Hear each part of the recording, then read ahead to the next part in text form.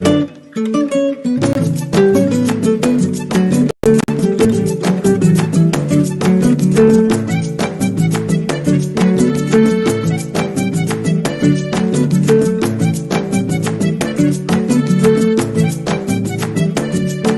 de casa que eu sou de chegar, peço passagem para o mundo teu. Ouça as histórias que eu trago de lá, daqui da acolá. Conta tu mais eu, daqui da acolá. Canta tu mais eu. E quando chego, abro porta do circulo, coralino igual Catulo, da paixão em voz ativa. Manda um cascudo, silva a todos, que Romero, todo cantador sincero, guarda em si um patati. Todo cantador sincero, guarda em si um patativa.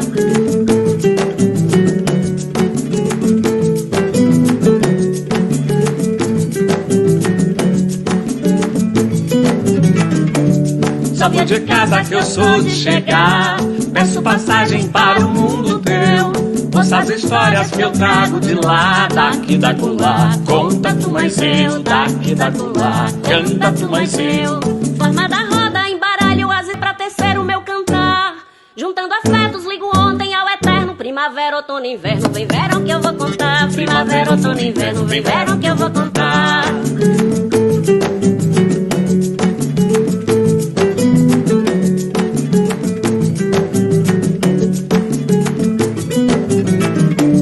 Sabe de casa que eu sou de chegar, peço passagem para o mundo teu. Ouça trago de lá, daqui da acolá. Conta tu mais eu, daqui da acolá. Canta tu mais eu. Cantar chegança é narrar com poesia, cada canto recontando as histórias do lugar. Nessa toada salto do silêncio ao tom. Se achegue povo bom, que a roda vai começar. Se achegue povo bom, que a roda vai começar.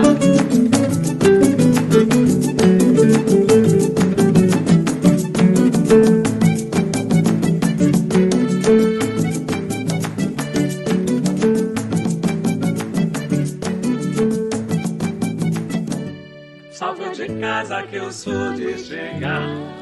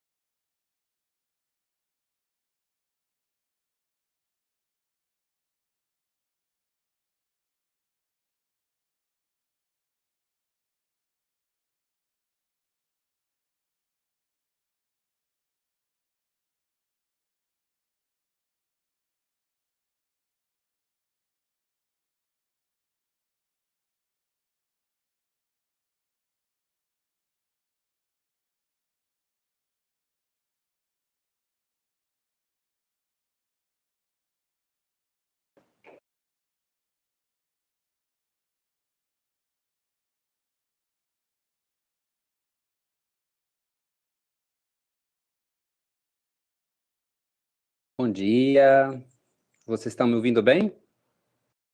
Imagino que sim. Então, queria dar as boas-vindas agora ao nosso Redemoinho de Saberes. Agradecer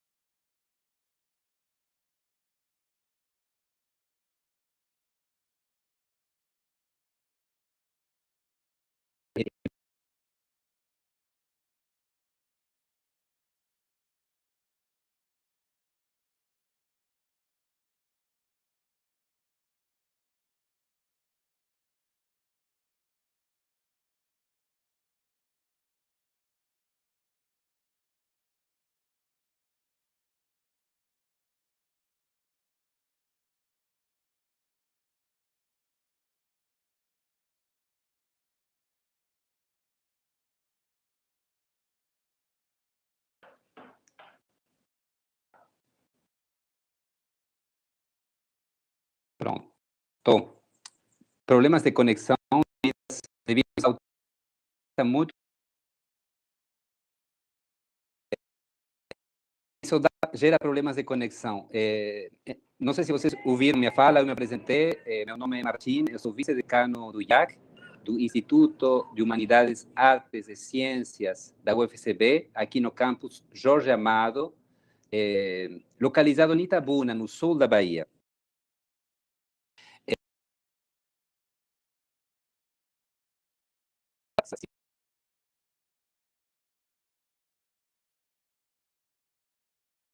E as intérpretes trabalhando para que esse evento seja tão inclusivo como precisa ser.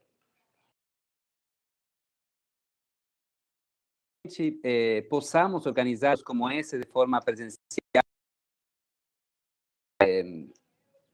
Eu estou aqui para um grande abraço.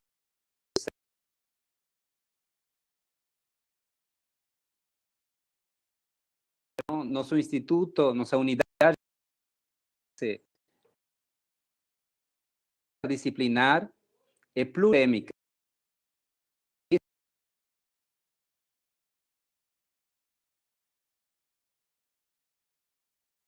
Já que os contos trazem isso, trazem saberes, trazem arte, trazem identidade.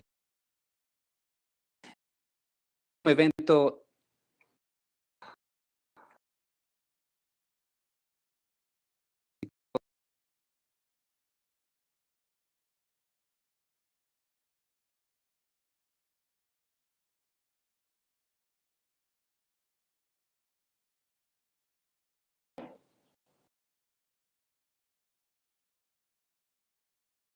bem, como estava dizendo, é um evento interinstitucional e espero que essa parceria entre as instituições que trabalharam para organizar continue, se fortaleça e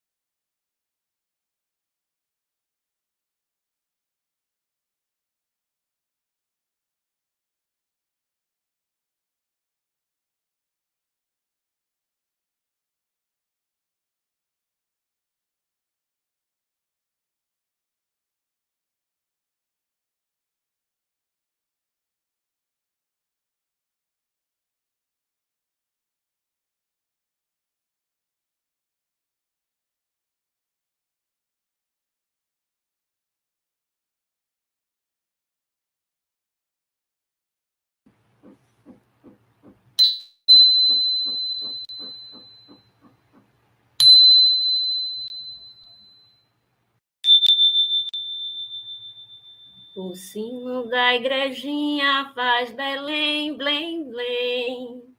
O sino da igrejinha faz Belém, blém, blém. Deu meia-noite, o galo já cantou. Seu tranca-rua que é dono da gira. Oi, corre, gira que Ogum mandou.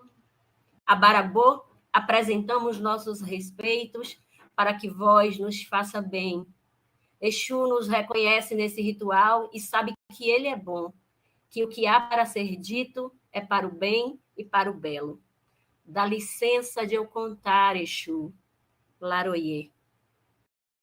Bom dia a todas as pessoas que estão do outro lado, bom dia aos presentes nesta sala virtual. Eu sou a Luciene Souza, professora da Universidade Estadual de Feira de Santana, aqui na Bahia, membro da organização, da comissão organizadora desse evento, Redemoinho de Saberes, e estou aqui para mediar essa conferência. Bom, eu estou vestida com uma camiseta mostarda, estou com um colarzinho que vocês só veem um cordão marrom no pescoço. Eu tenho os cabelos castanhos escuros, eles estão aqui mais ou menos na altura dos meus ombros. Eu uso uns óculos vermelhos e um fone de ouvido, um headphone que consegue pegar minha cabeça inteira aqui, as orelhas, então parece quase uma passadeira, não é? Um adereço de cabelo. Eu estou sorrindo, estou muito feliz. Eu sou uma pessoa, eu sou parda, não é? E estou usando um batom muito clarinho. Acho que tem essas coisas para vocês saberem de mim. Atrás de mim tem uma estante cheia de livros, de histórias que me são muito caros. Alguns deles das pessoas que vão estar com a gente aqui hoje, tá bom? Então, olha só, gente, o Redemoinho de Saberes, a jornada de pesquisa e narração de histórias, é um evento interinstitucional que acontece de forma online e gratuita e que acolhe artistas, estudantes, professores e pesquisadores que agregam em seus estudos e experiências múltiplas dimensões vinculadas ao ato de narrar. Esse evento conta ainda com as intérpretes de Libras, que vocês estão vendo aqui agora, a Gabriela, e daqui a pouco a Tayane também chega. Bom, começamos essa conferência intitulada Itinerâncias de Contadores de Histórias, da Tradição à Criação Artística, agradecendo imensamente a Cacaverá e a Marco Aurélio por terem aceitado participar conosco deste evento. Tem sido para nós todos um grande desafio, desde o princípio, pensá-lo e realizá-lo, sobretudo no contexto atual de perdas e ameaças, particularmente para os campos das artes, da educação e da pesquisa no Brasil. A presença de vocês ao nosso lado nesta jornada nos alegra e nos fortalece. Bem, vamos convidar para fazer parte da nossa roda o Cacaverá. Enquanto Cacaverá vai abrindo aí a câmera, o microfone, vai chegando, eu vou dizendo para vocês que o Cacaverá, nos anos 80, notabilizou-se pelo empreendedorismo social, desenvolvendo projetos sustentáveis, criando tecnologias sociais que aliaram arte, valorização de culturas e cooperatividade. Ele tornou-se um dos percussores da literatura indígena no Brasil e uma autoridade na difusão dos saberes e valores ancestrais. O Cacá destaca-se hoje no desenvolvimento de pessoas e como facilitador de processos de autoconhecimento, tendo por base a sabedoria da tradição tupi-guarani. Atualmente realiza sua missão de difusão dos saberes ancestrais e seus valores espirituais através da literatura e da facilitação de processos de autodesenvolvimento em imersões, seminários, retiros, cursos presenciais e online e em palestras por todo o Brasil e exterior. É autor de diversos livros, dentre eles os mais recentes são A Águia e o Colibri, de 2019, escrito em parceria com Roberto Crema, com o selo Arapoti, e O Trovão e o Vento, pela Editora Polar, de 2016. Cacá, seja muito bem-vindo. Vou deixar um espaço agora para você se autodescrever, como eu fiz aqui no início, e também para dar as boas-vindas a quem está escutando a gente. Bem-vindo, querido. Olá, com a camisa longa preta, colar branco, mas com algumas pintinhas, algumas partes também branco, preto e branco, né? Mas dominando o branco. Meu cabelo é grisalho, né? E minha pele é morena, meus olhos puxados, sou de origem indígena. Atrás de mim tem uma prateleira com alguns livros, mais ao fundo, e é isso. Bem-vindo, querido, obrigada. E a gente vai chamar outra pessoa aqui para a roda, né? Nosso convidado também aqui para a roda, que é uma pessoa que a gente gosta demais, que é o Marco Aurélio. Então, enquanto o Marco também vai abrindo aí o microfone e a câmera, eu vou dizendo para vocês que o Marco nasceu em Ponta da Serra, no sertão da Bahia, e conviveu desde cedo com as histórias tradicionais contadas pela avó, Luzia Josefina de Farias. Ele é formado em Letras Vernáculas pela Universidade do Estado da Bahia, aqui no Campus 6, em Caetité. É mestrando em Teoria e História Literária na Unicamp. Dedica-se a recolher e a catalogar a poesia popular e as histórias tradicionais, patrimônios imateriais do nosso povo. Tem mais de 50 livros publicados, entre cordéis, encantos juvenis e estudos da tradição oral. Neste último campo, destacam-se as obras Contos Folclóricos Brasileiros, Contos e Fábulas do Brasil, O Príncipe Teiu e outros contos brasileiros. Contos e Lendas da Terra do Sol, com Wilson Marques, Lá de Trás daquela Serra e Vozes da Tradição. Recebeu importantes distinções, como os selos Seleção da Cátedra Unesco, da PUC-Rio, e altamente recomendável da Fundação Nacional do Livro Infantil e Juvenil. E vários de seus livros foram selecionados para compor o catálogo da Feira do Livro de Bolonha, na Itália. Bem-vindo, Marco Aurélio. Seu espaço para se autodescrever e dar as boas-vindas a quem está escutando a gente também. Bom dia. Bom dia, Luciene. Bom dia, Cacá. Eu não sou tão pálido assim, como você deve saber, mas a câmera está me deixando um tanto quanto fantasmagórico, mas eu estou usando uma camisa e que não ajuda muito também, verde musgo, né? A escolha talvez não tenha sido a mais feliz, cabelo preto com alguns brancos já ocupando o seu espaço também. Uso óculos. Ao fundo eu tenho um vaso. Estou com um pequeno fone, né? Um fone mais discreto que o seu nos ouvidos.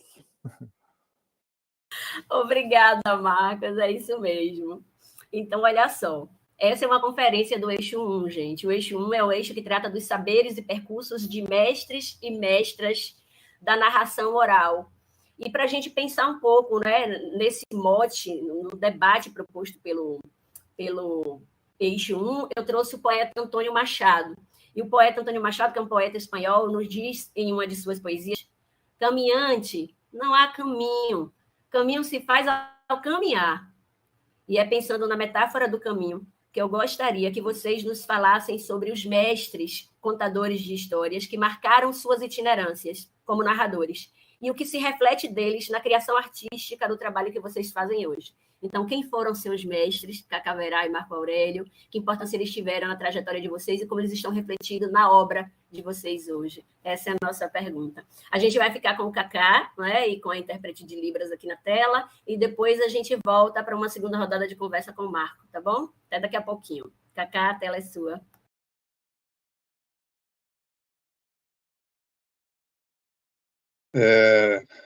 Olá. Enquanto a pergunta soava, né, em relação aos mestres, toda uma memória emergiu aqui comigo. Os meus primeiros mestres contadores de histórias, mestres narradores, posso dizer que são mestres cantadores, porque os conheci em meados dos anos 80, numa aldeia do povo Guarani, né, uma aldeia que é chamada de Tenondé-Porã, na zona sul de São Paulo, na borda da periferia de São Paulo. E esses mestres, vou destacar dois deles. Um deles se chama Tiramãe Verá e o outro se chama Gurapepó. Eles cumpriam uma tradição diária de, ao anoitecer, promover um encontro numa casa que é chamada de Opu, na língua guarani, que é traduzido como casa de cantos ou casa de rezas. E nessa casa iniciavam cantos que trazem no seu cantar determinadas histórias que são, assim, os fundamentos da tradição do povo guarani. Então, as primeiras histórias marcantes para mim da tradição oral, elas foram mais cantadas, assim. E isso me levou a me interessar pela cosmovisão, pela visão de mundo, né, da tradição guarani, o que, logo em seguida, eu tive uma proximidade mais com Tiramãe Verá, que se tornou também o meu instrutor espiritual, e ele me narrava, então, as histórias tradicionais. Né? Na tradição guarani, as histórias tradicionais, elas começam do começo do mundo. Então, toda vez que se iniciava uma determinada história, sempre quando ela era contada, havia um prólogo para que nós não esquecêssemos de como o mundo começou, né? De como que a vida no mundo começou e como que essa vida se desdobrou, né, com o passar do tempo e foi gerando assim as inúmeras formas de vida e foram gerando também os 4 reinos que são os sustentadores da vida na Terra, né? Então, todas as narrativas, invariavelmente, elas traziam, e trazem ainda, porque elas ainda são contadas, elas traziam uma determinada premissa de nos lembrar os 4 reinos de vida existentes sobre a Terra, que são o reino mineral, o reino vegetal, o reino animal e o reino humano, são os nossos antecessores, né? O reino humano, dentro desses 4 reinos, é uma criança na jornada da existência. E as florestas, as plantas nos antecederam, os animais nos antecederam,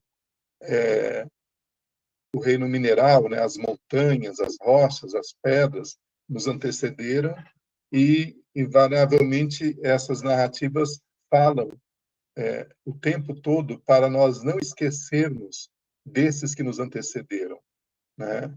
Ou seja, grande parte das narrativas que eu escutei fala justamente da importância de uma ancestralidade maior, né? Assim, com o passar do tempo, eu fui me interessando por conhecer outras narrativas tradicionais e foi quando eu tive a oportunidade de conhecer determinadas histórias que são como fábulas, né? Até então, eu tinha a referência de fábula, que é um gênero de história, como sendo de origem grega, né? De origem da Europa, o que de fato esse gênero é. Mas eu aprendi e fui percebendo que entre os nossos antepassados, entre as nossas culturas antepassadas, também existem determinados tipos de histórias que formam também um paralelo com esse gênero de fábulas, e me interessei muito por isso. E eu fiz, então, ao longo do tempo, uma série de viagens por algumas comunidades, né, no sudeste do Brasil, onde eu tinha um interesse mesmo de colher, de coletar, de escutar, né, as nossas fábulas, as nossas histórias. Uma das características dessas histórias é que nelas os protagonistas normalmente são os animais, né? Os animais dores das aventuras e são os orientadores do reino humano, e eu gostei muito disso, né? Então, todo lugar que eu ia, onde eu achava um contador de história, eu estimulava, perguntava para que ele me contasse as fábulas, né? E, invariavelmente, as fábulas sempre tinham um animal como protagonista, né? Era um tatu, um jabuti, uma onça, um macaco, a própria anta, os nossos animais, os animais da floresta brasileira, eles, nas nossas histórias de fábulas, eles são todos os protagonistas, né? Os orientadores, mesmo assim, das lições que as aventuras vai nos ensinar. Isso, para mim, foi algo realmente assim fascinante. E eu tive a oportunidade de conhecer, então, com o passar do tempo, na região do Xingu, né, do Parque Nacional do Xingu, onde vivem cerca de 17 povos ali, né, de eu conhecer o Tacumã Camaiurá, que é um grande pajé, um grande cacique, mas também é um grande contador de histórias. E ele também foi um dos meus inspiradores, né? E além de Tacumã Camaiurá, conheci outros contadores também nessa região, como, por exemplo, o Aritana Camaiurá, como um grande contador chamado Iauaritsawa, de um povo chamado Calapalo, né? E na minha peregrinação por escutar histórias, eu fui parar também junto ao povo Craô, na região de Tocantins, onde eu tive a oportunidade de conviver com os Craô e de ser acolhido como um parente, né, Craô, e um grande ancião chamado Penon, né, dentro dessa aldeia que eu convivi, me contou inúmeras histórias que também tinham em comum, porque os Craô não fazem parte da mesma matriz tupi, né? Os Craô fazem parte de uma outra matriz cultural, mas essas histórias que eu escutei tinham em comum também uma preocupação em sempre nos conectar com a origem do mundo, né? Nos conectar com o propósito de estarmos vivendo uma aventura na Terra e o cuidado que temos que ter com essa nossa aventura na Terra. E também as histórias giram em torno dos seres da floresta como protagonistas. No caso dos com o ser humano disfarçado, hora de guerreiro, hora de guerreira, hora de mãe, hora de curumim, sempre com o objetivo de trazer determinados princípios, determinados ensinamentos. Então, essas pessoas foram meus inspiradores, assim, né? São pessoas a qual eu tenho muito respeito e reverência, porque eles foram os meus iniciadores, né, na arte de contar história. Como eu tenho uma vida também na cidade, né, uma vida urbana, então eu passei com o passar do tempo a escrever algumas dessas histórias e outras me serviram de inspiração para criar, né, histórias diferentes, mas seguindo um certo princípio, né, que vem desses narradores, né, seguindo também uma certa filosofia que vem dessas culturas ancestrais, né, que está muito ligado a mim, tanto por uma questão de origem genética, mas por uma questão também de conexão de alma. Então, como o caminho se faz ao caminhar, que é o mote desse encontro, eu fui caminhando, né, ao longo do tempo, dos anos 80 mais precisamente, né, e nos anos 90 eu fui aos poucos publicando, né, em 94, 97, 98, publicando, tornando as histórias que eram escutadas ou me inspirando nas histórias contadas, eu fui co-criando também através da escrita, né? E então isso me fez assim me tornar também assim de certa forma um contador, né, de histórias. E o caminho continua se fazendo.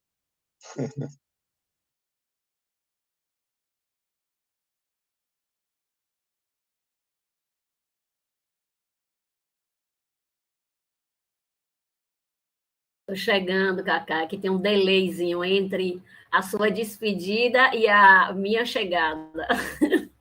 Obrigada, meu querido. Foram tantos mestres. Tomei nota de muitas coisas aqui para a gente conversar numa segunda rodada. Mas vou chamar o Marco agora para a gente escutar também quem são os mestres que passaram pela itinerância dele e como é que isso se reflete na obra dele. E no finalzinho a gente volta para conversar, todos juntos, tá bom? Marco, chega aí. Ah, que riqueza, nossa. Mestres e mestras.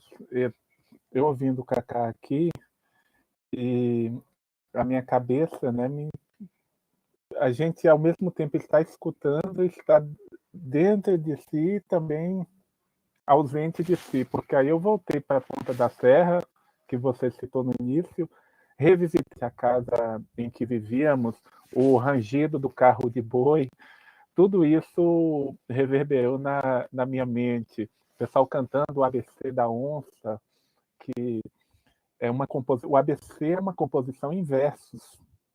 Normalmente as pessoas que o compunham, ainda que não soubessem ler, sabiam o alfabeto, então compunham porque guardavam de cabeça. Meu bisavô materno, que eu não conheci, mas acaba sendo mestre também por conta das histórias que me chegam, segundo a minha mãe, ele foi um desses mestres. Ele se acomodava na janela da casa, né, aquelas casas de adobe, de pau a pique, e ficava matutando, imaginando, até que uma história completa surgisse na cabeça dele, e aí ele tinha um ABC para contar. E o ABC que eu ouvi mais vezes é o ABC da onça, o ABC da onça da mão torta, que começava assim. O A, né? Olha só, para vocês terem uma ideia, o A. Havia onça valente nesse tempo de pulsão, comedeira de cachorro, comia por divução. B. Batida da onça, chove os cachorros ganhe, quando os cachorros C. Segura compadre Chico, que a onça é feroz, acabou com os cachorros, pode acabar com vós, se corrente vai morrer, meu Deus, que vai ser de nós. E daí por diante, D, E, F, G, como nós dizíamos, H, I, G, L, M, até o final. Só que num determinado momento, a onça começava a ter voz também. Então ela se tornava personagem narrador e contava a versão dela. Afinal, a onça estava ali muito antes da fazenda, muito antes do minifúndio, muito antes desse caçador. E eu ficava encantado com essas narrativas. Mas a minha avó Luzia foi a pessoa assim, mais presente, digamos, entre os 5 e os 8 anos, que é quando eu compreendia melhor o sentido dessas histórias. Então, ela contava de tudo, desde a história do tempo em que os bichos falavam, do tempo que Nosso Senhor andava na Terra, história de coisa encantada, como se dizia então, de príncipe, princesa, gigante, serpente, e de exemplo também, que eles tinham essas narrativas, por exemplo, o menino não podia ir sozinho para a fonte, porque o velho do surrão podia surgir, colocar o menino no surrão, que é um saco de couro, e carregar. Então tinha um tom assim de admonição, né, de conselho, tome cuidado, e outras tantas mais. O meu pai também foi e é, meu pai Valdir, um contador de histórias que assimilou boa parte dessas narrativas da minha avó e que, de alguma forma, foi o meu mestre, né? E neste livro aqui, o que você citou, este aqui também, que é um trabalho que eu comecei assim sistematicamente por volta do ano de 2005, com a ajuda da Lucélia, né, que hoje é minha esposa. Nós fomos anotando, recolhendo, ouvindo, inicialmente na minha família e depois na escola em que eu lecionava no município de Igapoé e outros locais mais. E outra pessoa que me ajudou muito é minha tia Lili, irmã mais velha do meu pai, única irmã do meu pai, que lamentavelmente nos deixou este ano. E por conta desse reencontro com a minha infância, principalmente a partir do ano de 2005, depois de olhar com mais atenção as recolhas de Câmara Cascudo e de Ciro Romero, é que eu comecei realmente a pensar, né, a pensar em recolher, catalogar e classificar esses contos. Até então eu não tinha muita base de como fazer, mas fiz como fazem os autodidatas. Fui até o meu pai, fui até minha tia, minha avó materna, que ainda é viva, né, com 94 anos, a Laíde, Dinha, meu avô também, e outras pessoas mais. E na escola, os meus alunos, nós fizemos um trabalho, tenho até hoje caderninhos, tenho as folhas soltas, com cantigas, com lendas. Foi um trabalho que a gente fez, de certa forma, voltado às coisas do lugar, já que o livro didático falava de apartamento, de uma vida urbana que estava muito distante da realidade deles. A gente não abdicou do livro didático, acabamos, de alguma forma, trazendo também essas nossas narrativas, essas nossas histórias. E aí, o que vem naqueles caderninhos, o que vem na boca desses meninos, dessas meninas? Histórias do pai do mato, que é uma espécie de duende das matas, mas mais alto do que a árvore mais alta de toda a mata, daí o nome.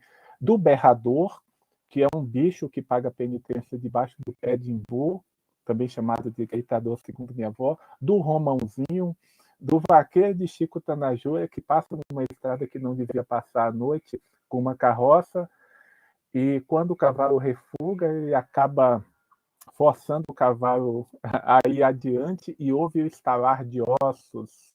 Quando olha para trás, aqueles ossos, na verdade, formam um corpo, né, um esqueleto, e aí o sujeito nunca mais desobedece, né, nunca mais passa naquele local em que o tabu advertia que ele não fosse.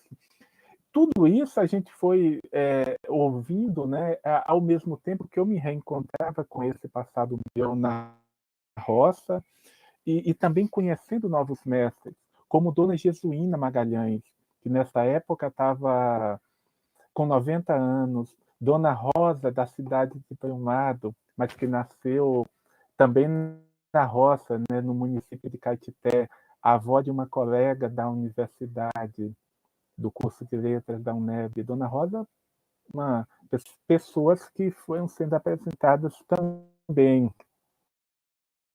Uma delas, seu Arnaldo Tempo, vai dizer que Serra do Ramalho está muito longe, né, do litoral baiano. Então ele chegou, segundo ele, guiado pela Pedra do Caminho. Já é uma história. Essa Pedra do Caminho ele não a conhecia, só a conhecia em sonhos, estava dentro de uma caverna, num local determinado da Serra do Ramalho, chamado de Caldeirão, onde praticamente ninguém ia, quase inacessível. E quando ele localizou essa pedra, ele percebeu que ela tinha os mesmos riscos que ele tinha na palma da mão. Então, o seu Arnaldo foi nos apresentado por Dona Antônia, tia da Lucélia, e contou um monte de história, algumas de safadeza mesmo, que só podem ser publicadas numa coletânea específica. Mas uma delas, muito bonita, chamada Urubu-rei, e que traz esse animal da nossa fauna, mas assim, o enredo no que há de mais profundo é de uma filha que tem de revelar o sonho ao pai, e porque o sonho não é o que o pai aguardava, não é aquilo que o pai ansiava, enquanto as duas irmãs o bajulam, ele a expulsa e manda que os jagunços, né, o seu Arnaldo usa esse termo muito bom, porque ele traz para uma realidade muito comum, infelizmente, na região. Manda que os jagunços matem a filha, mas os homens acabam não matando, né? Deixam-na amarrada em cima de uma árvore que é roída o tempo todo pelos catitus, até que o Urubu-rei chega cantando: moça, moça, vambora pra minha terra, moça, minha terra é terra rica e tem muito dinheiro. E a moça dizia: o urubu fede caatinga. Aí por 3 vezes eu rejeito. Caatingas são porcos do mato, estão já quase roendo aquela árvore.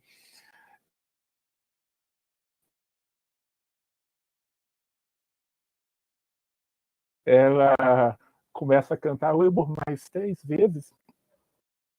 Ela tem que cantar tentando demovê-lo e ele a rejeita. Quando o pé de pau já está pendendo, ele a salva. Então, resumindo, muito tempo depois, o sonho, na verdade, que ela havia tido é que o pai ia beijar a mão dela, se ajoelhar e beijar a mão dela. Muito tempo depois, as filhas a quem ele havia dado tudo, elas o expulsam e ele, como pedinte, vai de porta em porta, até chegar àquele reino. Chegando àquele reino, ela o reconhece, mas ele não a reconhece porque já a imaginava morta, pede pousada, agasalho, como costumamos dizer. E ela o recebe, o acolhe e ele se ajoelha e beija a mão dela. Aí ela revela-se a filha que ele mandou matar. Vocês veem que com todos esses elementos, né, da nossa fauna, da nossa imaginação, mas tem também aqui motivos da lenda do rei Lear, e que a gente conhece principalmente por versões, eu também recolhi, mas ainda não publiquei, como o gosto do sal, que a filha responde ao pai: como você me ama, minha filha? Como a comida mau sal. E ele não consegue entender aquilo. Mas, enfim, aqui é outra história. Então, isso me foi contado pelo seu Arnaldo Han, está no Contos e Fábulas do Brasil também.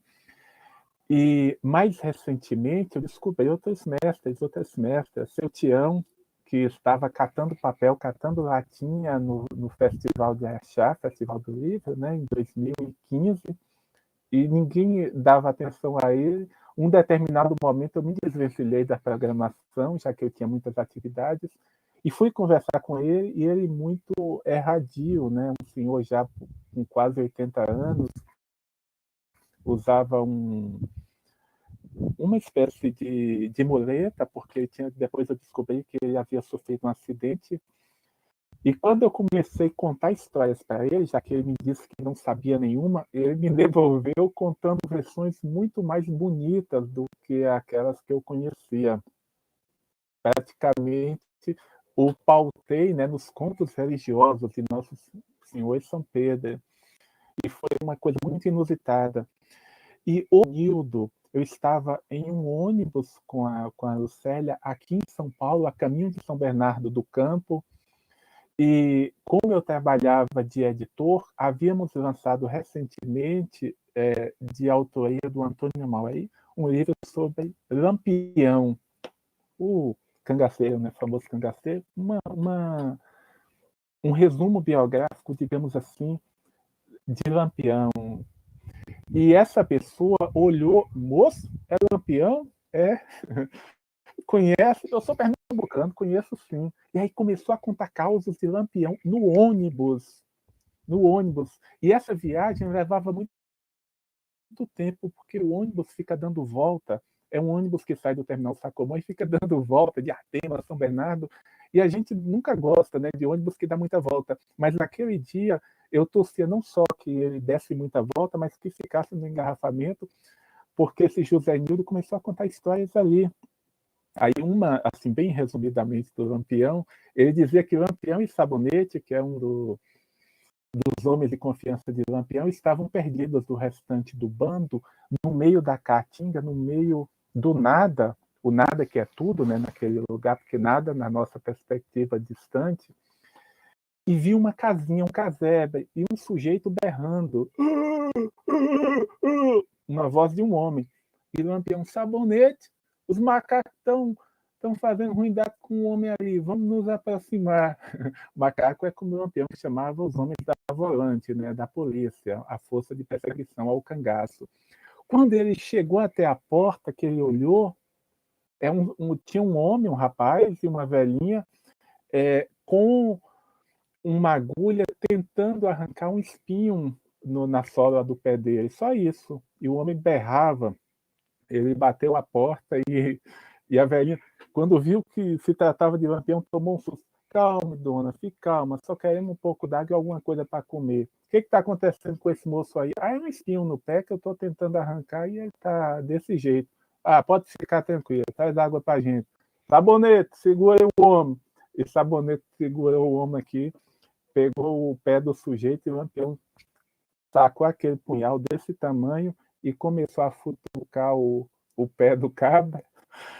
E aí perguntava, e ele não, o sujeito que berrava loucamente antes, tá doendo, rapaz? Ah, não. Tá doendo, rapaz. E tentando, até então os espinhos não tinham saído. Tá não. Mas tá doendo mesmo? Tá não. Ó, capitãozinho da mãozinha delicada.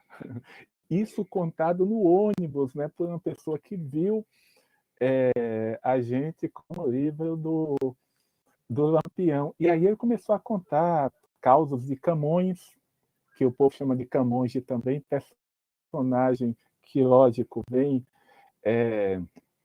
da poesia portuguesa, né, o maior nome da poesia portuguesa, ao lado de Fernando Pessoa, mas Camões na visão do povo, é um sabichão que passa a perna em todo mundo, como Malazarte, João Grilo e outros mais. O conto do Gato Preto, do qual a gente sabia uma versão que a Dona Maria, bisavó da Lucélia, também contava, e outras histórias mais que a gente foi assim retendo na cabeça, já que eu não estava com o nosso gravadorzinho. Depois ele acabou me dando um telefone e eu tentei contato algumas vezes, né, depois que nos despedimos. Infelizmente é o telefone de um vizinho e não conseguimos mais falar com ele, porque até hoje eu tenho vontade, né, de enviar, como eu fiz para todas as pessoas, fontes, né, porta-vozes, mestres e mestras, o livro em que estão algumas histórias do José Nildo. Esta talvez seja a mais inusitada de todas. Então, meus mestres e mestras, eles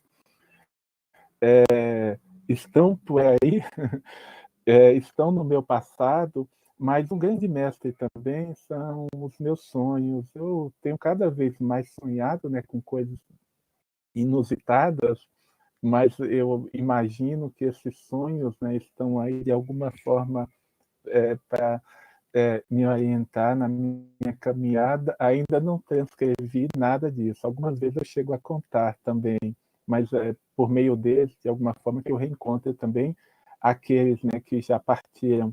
Este ano, por exemplo, eu particularmente perdi 3 pessoas, 3 fontes, 2 delas da família, aliás, as 3 da família, todas do município de Itaporã. Nezinha, com sua irmã Maria, as 2 cegas, né, que contavam conjuntamente. Eu vi a Edil falando aqui dessa narração conjunta, elas contavam, brigavam, uma negava o que a outra dizia, depois afirmava, e cantavam juntas também os romances, né, os romances e as cantigas lindíssimas, ainda inéditas. A outra pessoa é o Jacintinho, que é da nossa família também, primo, né, da minha tia, do meu pai, e cunhado da minha tia, irmão de Manuel Guedes, outro contador que já se foi há algum tempo, tio Neco. E tia Lili, a quem aqui, né, aproveito para render homenagem, porque sem ela, certamente, tudo aquilo que eu faço, tudo aquilo que eu sou ia ser muito menor, né, e eu ia ser um personagem muito menor. Então, minha gratidão a todos esses mestres, a todas essas mestras, né? De alguma forma, eles e elas vivem em mim, vivem em nós.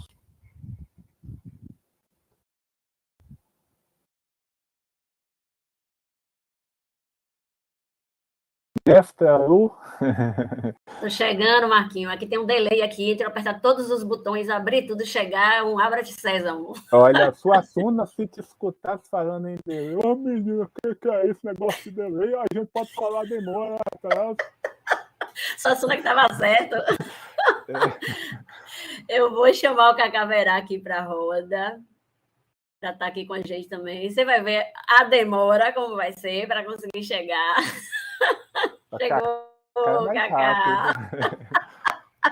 Deve ser, porque o dispositivo é outro.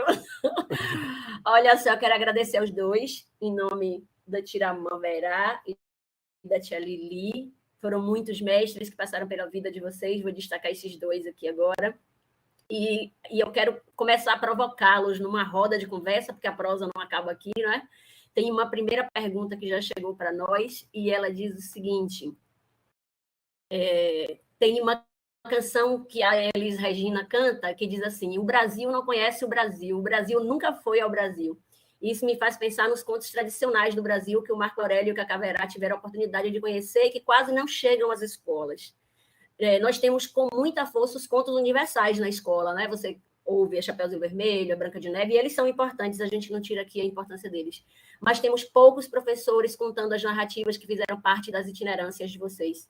Por isso, eu gostaria que os dois respondessem para a gente, né? Gostaria de saber o que é possível fazer para que a gente tenha essa inserção em espaços como a escola e em tantos outros. O que é que a gente faz para o Brasil conhecer o Brasil, minha gente?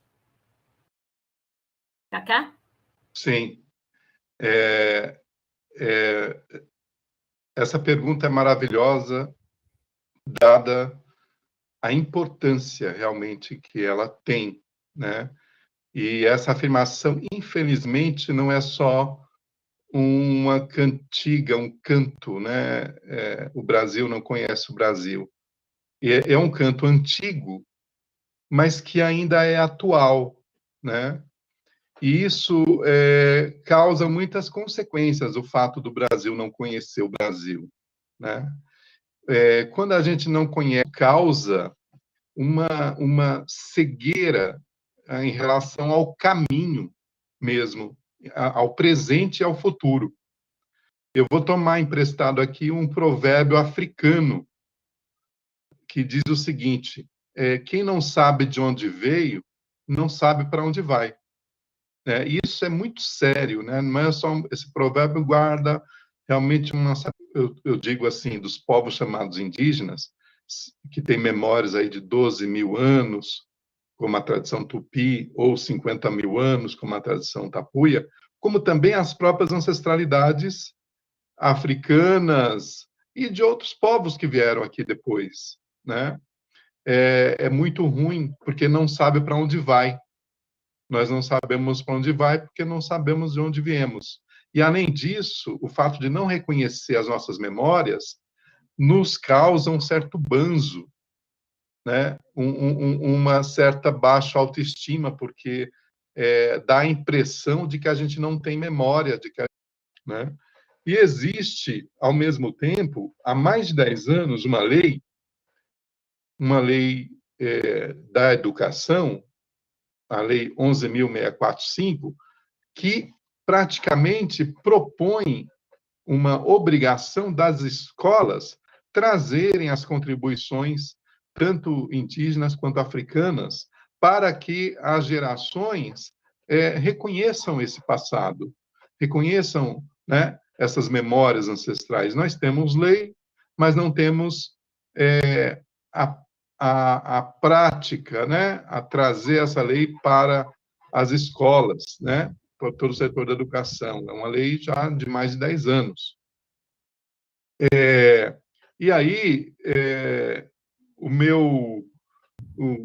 a minha conclusão, assim, né, a partir dessa pergunta, né, é que, assim, tanto as histórias que o Marco Aurélio contou aqui e as pesquisas que ele faz, como as que eu e outros parentes, nós somos, hoje no Brasil, quase 200 escritores indígenas de narrativas de milhares de comunidades de etnias e tradições orais, que nos disponibilizamos para oferecer essas histórias, né? E nós gostaríamos que isso não fosse feito mais de uma maneira tão assim à margem, né? Tão marginal, que procuram trazer aí as nossas histórias para a vida, né, pública, para a vida contemporânea. Um esforço muito grande que tem que ser feito ainda, né? E essa pergunta nos ajuda a expor essa necessidade e o quanto isso é importante. Por isso que eu agradeço a pergunta. Vou pedir ao Marco para responder agora.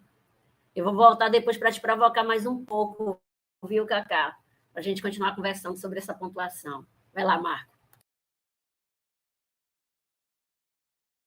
Olha, eu concordo com o Cacá. Eu sinto realmente essa dificuldade que nós temos, até porque a gente ainda tem uma visão de que aquilo que nós produzimos, aquilo que as comunidades tradicionais produzem, não tem muita importância. Isso, na verdade, vem desde a universidade, mesmo que isso não seja dito, mesmo que isso não seja estabelecido. Quando publicou Contos Tradicionais, há quase 80 anos, ele fazia essa comparação com os Estados Unidos, onde Steve Thompson, né, já havia, de alguma forma, catalogado boa parte das tradições dos povos indígenas, dos povos nativos daquele país, enquanto que nós caminhávamos com uma visão reducionista e com uma visão muito preconceituosa, ainda calcada naquela visão cientificista do século XIX. Ou seja, nós ainda estávamos, né, trôpegos, enquanto outros países davam passos muito mais consistentes. E isso, de alguma forma, reflete, né, o nosso atraso, o nosso delay, ou seja, por meio da universidade, a catalogar, a reafirmar, né, essas tradições. Então, nós temos volumes de contos de Pernambuco, da Paraíba, do Ceará e da Bahia, que a Doris, principalmente, ajudou a vir à tona. Depois conheci o trabalho da Edil também, e a gente fica muito orgulhoso. Mas, por exemplo, nós temos uma coletânea de contos de um estudioso, de um etnógrafo, que é o João da Silva Campos, que são os contos e fábulas da Bahia, publicados na década de 20, e que hoje eles estão simplesmente como apêndice de um livro que é um livro ultrapassado do ponto de vista da abordagem, que é do Basílio de Magalhães, do Folclore do Brasil. O que é de mais valioso neste trabalho é justamente o apêndice, que é maior do que o próprio estudo, que é do João da Silva Campos, que estudou principalmente os povos do Recôncavo, em sua maioria negros, né?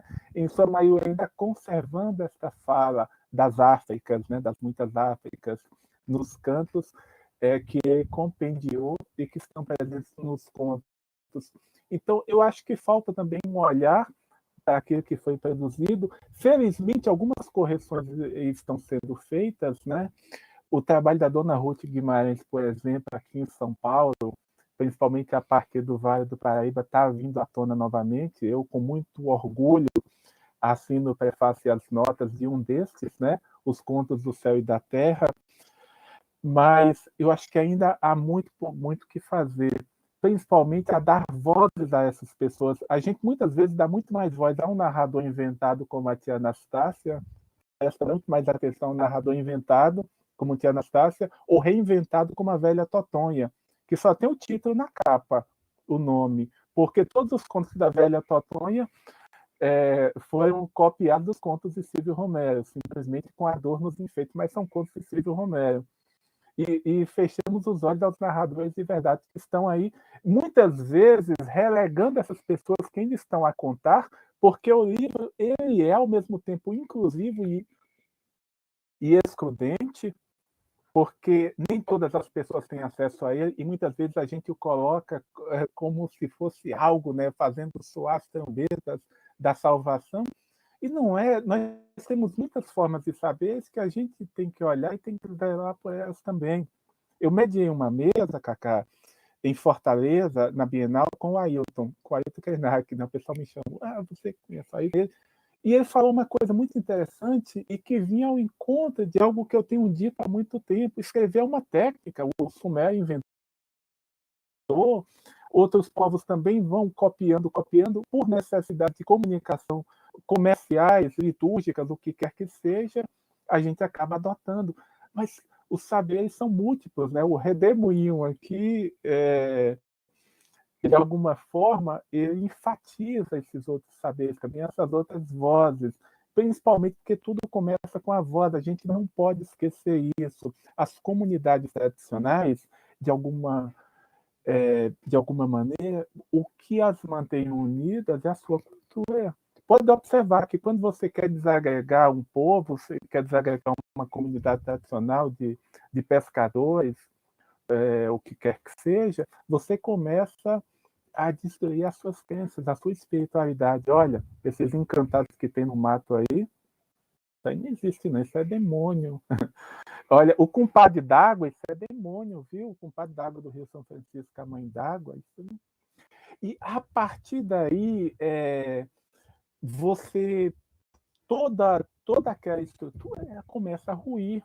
E a gente sabe disso porque a gente, principalmente na região do Serra do Ramalho, do Rio São Francisco, onde minha família vive desde que eu tinha 11 anos, a gente viu esse trabalho sendo feito nessas comunidades com a intenção mesmo de derrubar tudo, né? de fazer com que tudo aquilo ruísse. E ainda assim, essas formas resistem, mesmo aquelas pessoas que foram convertidas a alguma fé alienígena por imposição, elas ainda dizem, olha, com o compadre d'água ninguém mexe. Então tem coisa muito mais forte. Infelizmente, né, ainda essas entidades ainda estão dando o seu recado, né, ainda estão falando com a gente. Marco, tem uma pergunta aqui da Edil, vou guardar aqui para fazer daqui a pouco para você, e vou para a pergunta que a Keio está fazendo para o Cacá. A Keio Apoema, nossa coordenadora, está perguntando o seguinte: Cacá, você falou que se tornou um contador de histórias no Corpo do Caminho, e eu gostaria de saber como você se percebe nesse ofício de alguém que recolhe os contos para se tornar também um autor de contos, ou seja, como você se vê de pesquisador a escritor.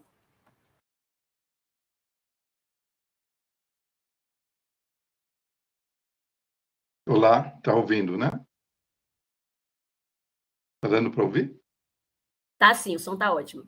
Tá. Pois então, nessa jornada de escutador e depois escritor, justamente o que eu percebi é que, como bem o Marco Aurélio apontou, toda uma cultura ancestral ela foi destruída não só quando houve a invasão dos seus territórios materiais, né? Coisa que os territórios imateriais, né? Aquilo que a psicologia chama de arquétipos, que estruturam o nosso modo de pensar, a nossa visão de mundo, os personagens que estruturam, na verdade, os nossos valores, os personagens tradicionais, as personagens ancestrais tradicionais, tudo isso aí foi destruído, foi sendo destruído ou foi sendo também surrupiado, né, pelo invasor, né? Dá um exemplo bem básico para vocês, né? O Saci. O Saci, que é uma personalidade, um personagem arquetípico ancestral nosso, ele foi subjugado, surrupiado, e hoje em dia, no dia 31 de outubro, se comemora o Halloween, trazendo outras personagens, e se ignora o Saci, se ignora os nossos encantados, né? Então, é um exemplo bem básico para dizer, existem coisas além entre nós, do ponto de vista de memórias, de histórias que sustentam a nossa visão de mundo, que formam esse corpo territorial que nos foi também destituído.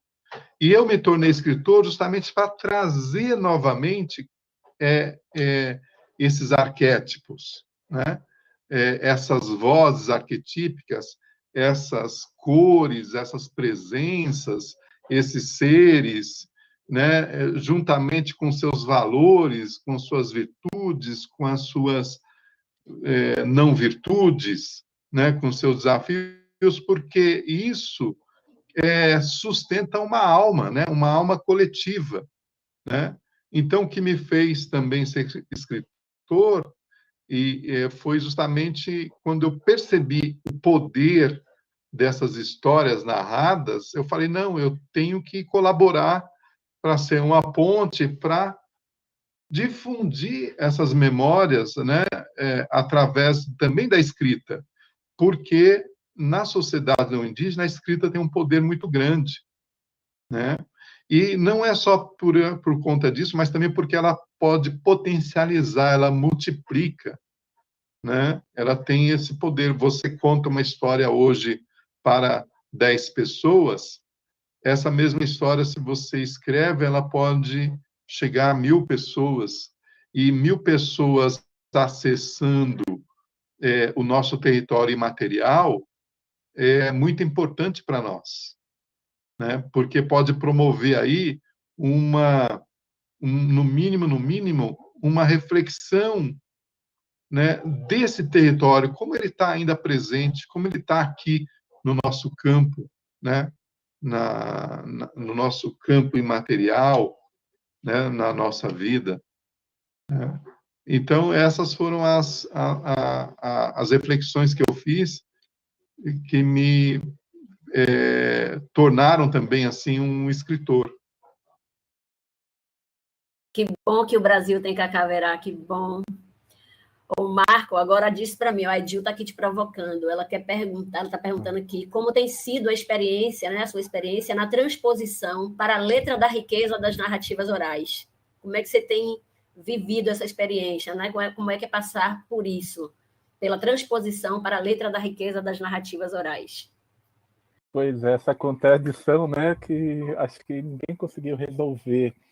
Literature orale, né, que o Paul Sebiot tornou conhecido, mas da Joaquim Dias Marques, da Universidade do Algarve, foi a George Sand, né, foi uma mulher que cunhou. Então, a George Sand, que não se chamava George Sand, o que é dela.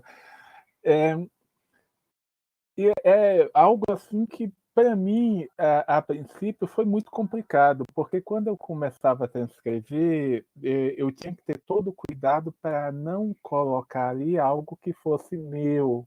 Então, e aí eu fui me dando conta o que é o trabalho de pesquisa, o que é o trabalho de recolha de campo. Quando a gente vai pegar algumas coletâneas encomendadas por editoras, a gente percebe que ali há todo um processo de higienização, em que os personagens se tornam anódinos, em que a espiritualidade desaparece quase que totalmente. Nesse livro aqui, o Vozes da Tradição, que é o último, né, de recolhas que eu lancei, mas tem mais a caminho, aqui, lógico, tem muitos elementos, mas um deles é muito presente, essa onomatopeia, que você sabe quando o narrador está contando, por exemplo, olha aqui, e o macaco rindo fez-se nas pernas. Só um resumo para você ter uma ideia. Noutra ocasião, ele estava distraído em cima de uma árvore e quando viu a onça se aproximar, teve logo uma ideia. Desceu da árvore, vap, e começou a arrancar cipó, que puxava e enrolava em volta do braço. É como, e quem acompanha, quem é desse meio, sabe que as pessoas, quando arrancam cipó, elas enrolam, usam o braço, né, como uma espécie de sarilho. Começou a arrancar, enrolava em volta do braço. A onça cismada perguntou: o amigo macaco endoidou, tirando essa cipoeira para quê? Amiga onça não sabe, vai vir uma ventania acabando com tudo. Estou tirando esses cipós para me amarrar num pau para não ser carregado pelo vento. Uma pessoa que fosse fazer essa adaptação, normalmente pau vai se tornar árvore, já vai mudar totalmente. Só que mais adiante, vocês conhecem esse conto, né? Uma das partes diz justamente de um vento, só que é um truque do macaco para amarrar a onça e assim enganá-la. Foi a abelha, ele foi a colmeia, só que o povo ali foi uma abelha. Um furador de abelha vinha com a cabaça enorme, cheia de mel presa a uma vara. Passava pela estrada feliz da vida, com sua sandália salgabunda. Por que salgabunda? Porque é aquela sandália de couro, você vai batendo lepe e vai jogando terra, né? Com sua sandália salgabunda, quando a pessoa num toco. Foi lá, veio cá, tentando se equilibrar, mas foi ao chão com cabaça e tudo. Com a cabaça aos cacos, o homem danado da vida disse: eita de acho, perdi tudo que Marta afiou, até o mel derramou. Então, esse cuidado que a gente tem, esse respeito que a gente tem com o narrador, com a voz da tradição, isso que tem que permear todo o nosso trabalho, né? Essa fidelidade. Lógico, o arranjo que a gente faz é um arranjo mínimo para que essas histórias possam ser lidas e possam ser recontadas, para que não seja só uma transcrição, senão não vale a pena também publicá-lo. A gente podia ficar apenas com o registro, né? com a voz gravada. Mas eu procuro ter esse cuidado, ter esse respeito, principalmente com quem contou e com quem contou, a quem contou, quem contou, a quem contou, a quem contou. Lógico, as histórias elas passam por uma transformação ao longo do tempo. A gente tem narrativas, por exemplo, tem uma que seu Zé Alexandrino de Serra do Ramalho me contou, que chama-se O Pior Está por Vir, que o sujeito faz uma armadilha para pegar um bicho para comer, pega um teiu, pega e uma cobra, ele sempre vai pegando algum bicho, e no final está o homem, não? Então o pior de tudo é o homem. É um conto que vem do Panchatantra, passa pelo Kalila e Dimna, né? Chega até a Espanha, e a gente não sabe como, porque eu não posso dizer também que foi por uma versão letrada que chegou até nós, mas o elemento nosso é o velho e bom teiu, que é aquele que sabe o segredo do veneno. E nas histórias, o sujeito na Índia é um Brahmane. Aqui não, é um sujeito que usa a sabedoria indígena, né, de curar do veneno. Inclusive, a Cascavel está ali também. E isso é que vai resolver todo o problema. Ou seja, é um curador. E no final, lógico, o velho se dá mal. Então, eu faço todo esse percurso, todo esse estudo, mas o mais importante hoje não é nem de onde o conto veio, é no que o conto se transformou.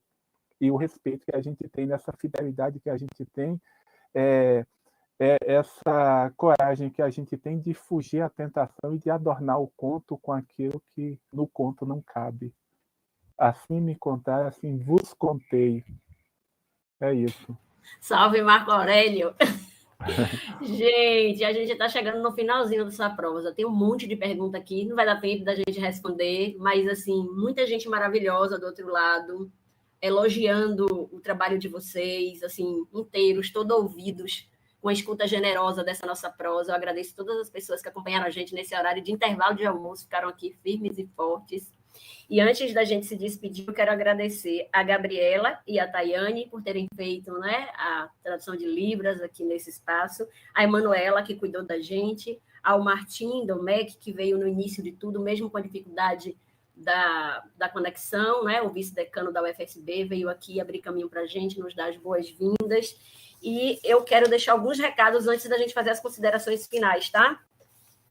O primeiro é que a gente tem, a partir de agora, de 1h30, se não me falha a memória, que eu me corrija aí, por favor, 1h30 ou 14 horas, as sessões de comunicação. E o link das sessões de comunicação está no site do evento. Então, quem está com dúvida sobre o site, pode escrever Redemoinho de Saberes no Google, que vai direto para lá, mas também pode entrar no Instagram, Redemoinho de Saberes, e consegue acessar, tá bom? E ver as sessões de comunicação, os endereços estão por lá, participa, porque esse é um evento de pesquisa, né? A gente queria muito fazer esse movimento, de reunir as pesquisas do Brasil sobre a narração de histórias, saber onde as pessoas estão, o que elas têm feito, então não deixa de participar, gente.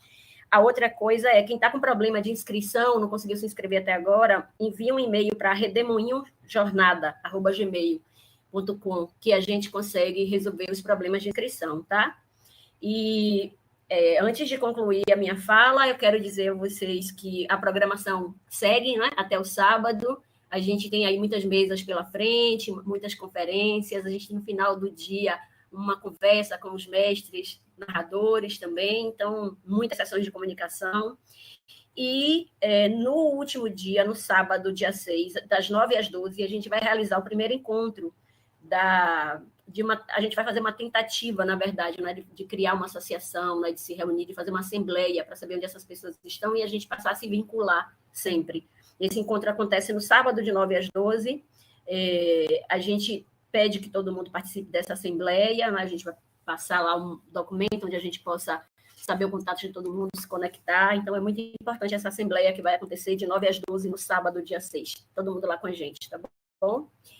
Então, é isso. Eu vou deixar o espaço agora para que Cacá Verá e Marco Aurélio possam se despedir. Muito obrigada mais uma vez, mestres, por terem aceitado, acolhido o nosso convite, por terem trazido palavras de sabedoria para nós. Cacá, você se despede da gente, depois Marco. Um abraço, queridos. Eu agradeço muito essa oportunidade e também de conhecer o Marco Aurélio e essa prosa boa.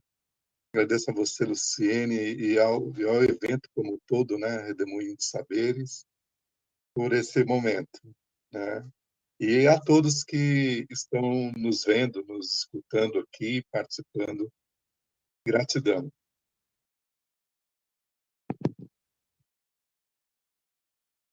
Eu também só tenho a agradecer um evento tão bonito, um redemoinho, né, como a gente costuma dizer, o redemoinho onde o Saci está, né, Cacá?